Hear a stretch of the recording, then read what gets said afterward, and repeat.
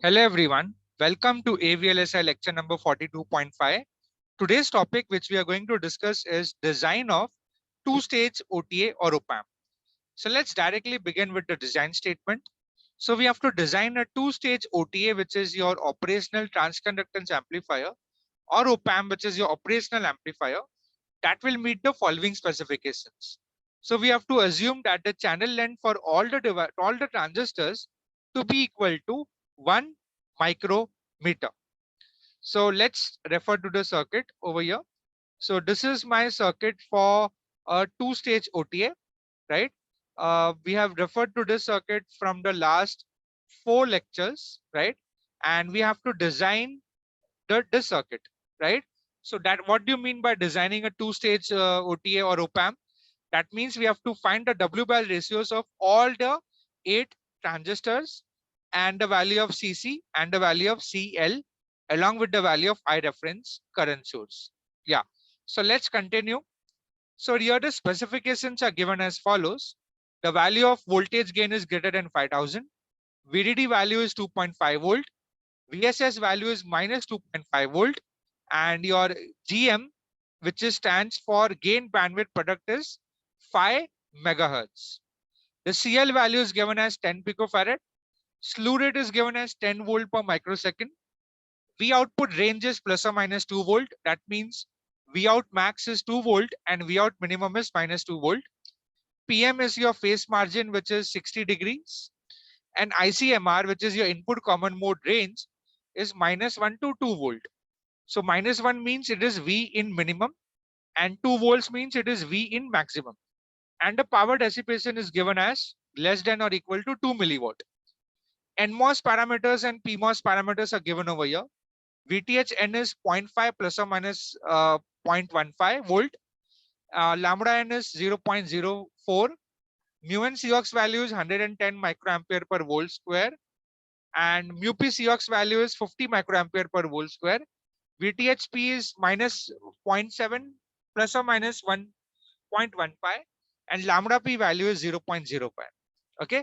So with this given specifications and the given data, let's start with our design. So in our design, the step number 1 is your compensation capacitor CC.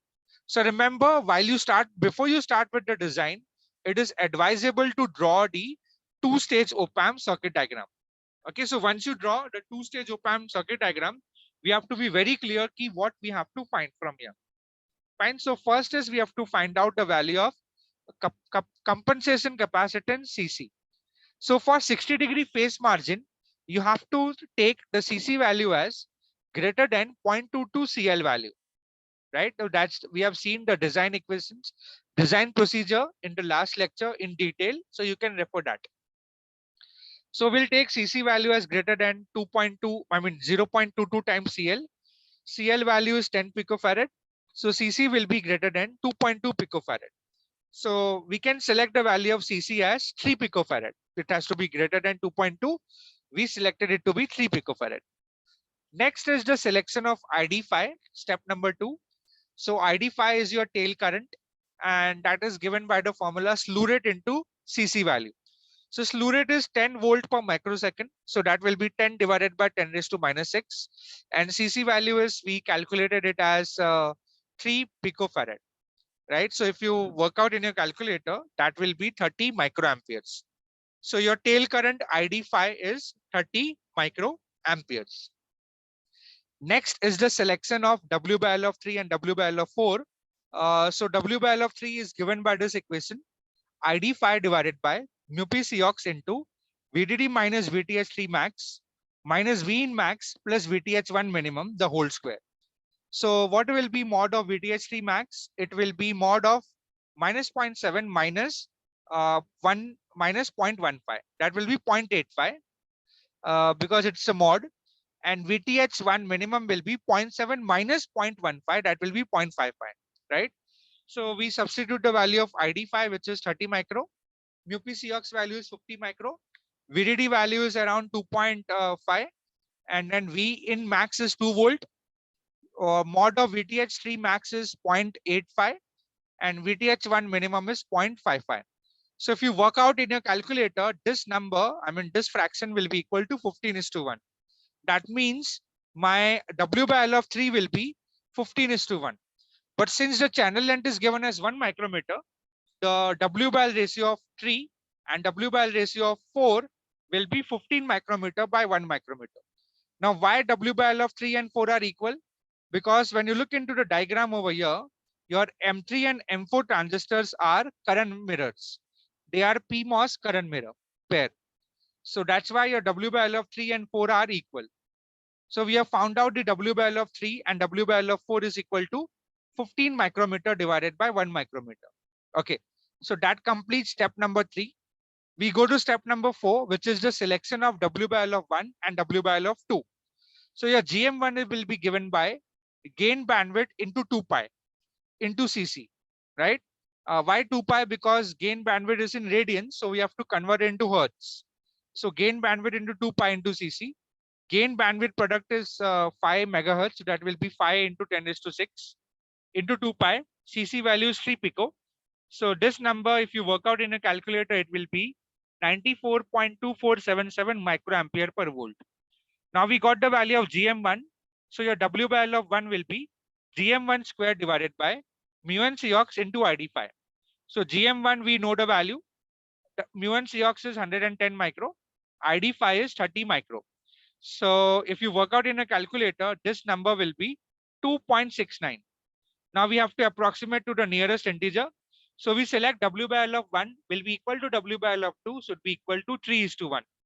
So why W by L of 1 and 2 are equal? Because M1 and M2 transistors, input transistors should be symmetric. And since L is given as 1 micrometer, W by L of 1 will be equal to W by L of 2, which will be equal to 3 micrometer divided by 1 micrometer. Next is we select the value of W by L of phi. So for that, we have to calculate VDS phi sat, which will be given by V in minimum minus VSS minus square root of ID phi divided by mu n Cox W by L of 1 minus VTH1 max. So basically your V in minimum is -1, VSS is -2.5, and square root of ID phi is 30 micro. W by L of 1 is 3, and mu n Cox value is 110, and VTH1 max is basically 0.85. So if you calculate this in a calculator, you will get the number as 0.3484 volt. So now we can calculate W by L of phi, which is twice ID phi divided by mu n Cox into VDS phi sat the whole square. So ID phi value is there, 30 micro. Mu n Cox value is 110 micro. VDS phi sat is 0.3484. So if you work it out in a calculator, you will get W by L of phi as 4.493, which can be approximated as 4.5. So since L is 1 micrometer, your W by L of phi will be equal to 4.5 micrometer divided by 1 micrometer. Step number 6 is selection of W by L of 6.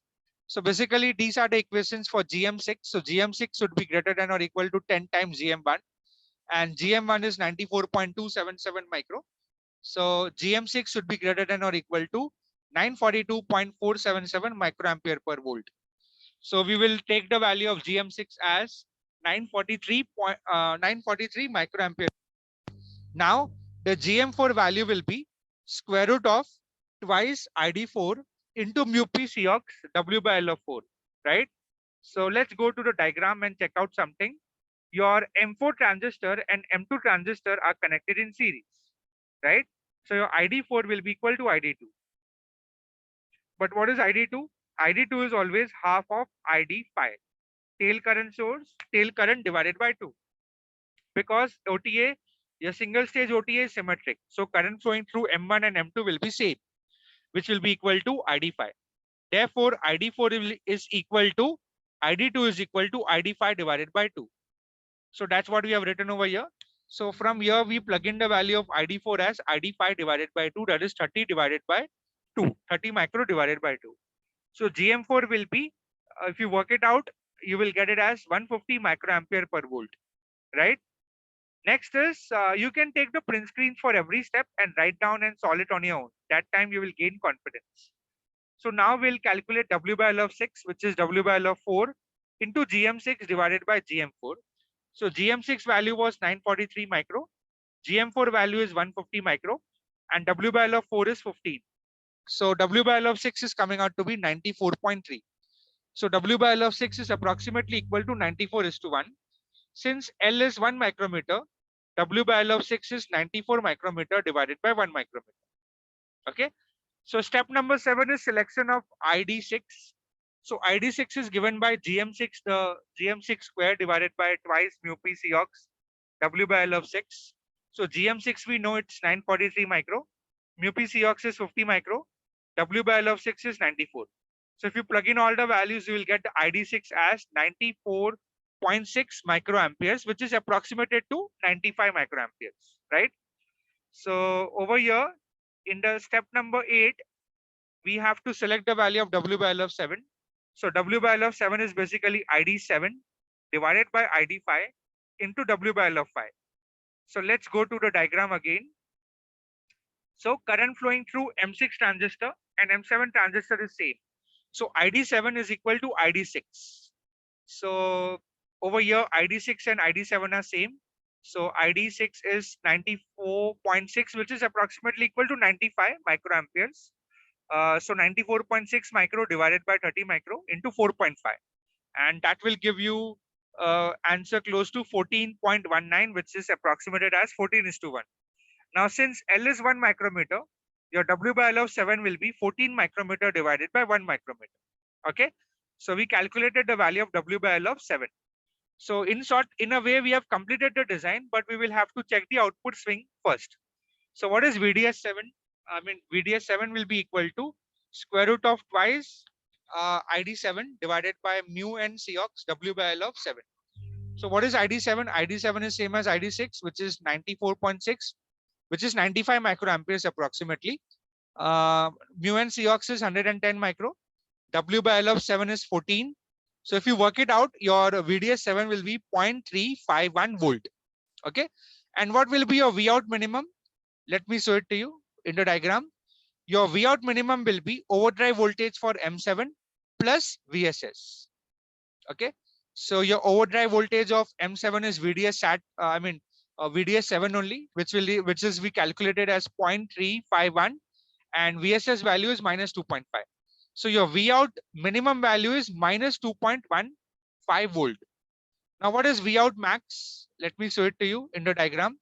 Your V out max is basically VDD minus overdrive voltage of M6 transistor, that is VDS6. I mean VSD6.